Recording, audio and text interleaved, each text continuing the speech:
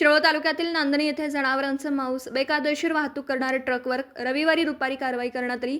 या प्रकरणी एकावर गुन्हा दाखल करण्यात आला। जनावरांचे सुमारे 4 टन मांस व ट्रक असा 16 लाख रुपयांचा मुद्देमाल जप्त करण्यात आला।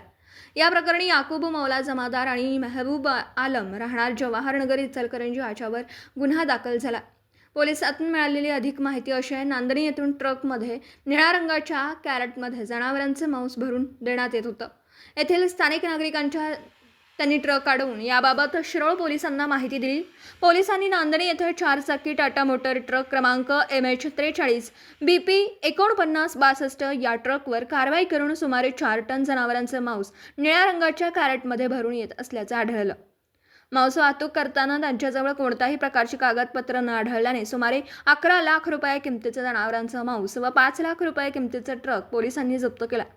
या प्रकरणी इचलकरंजीच्या याकूब जमादार व मेहबूब आलम यांच्या विरुद्ध गुन्हा दाखल झाला असून याबाबतची फिर्याद प्रल्हाद लक्ष्मण आबी वय वर्ष 59 राहणार नांदणी तालुका शिरोळ यांनी पोलिसात दिली।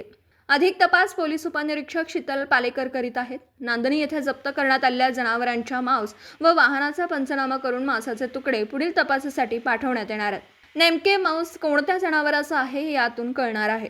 मराठी एस न्यूजसाठी शिरोळहून दिलीप कोळी।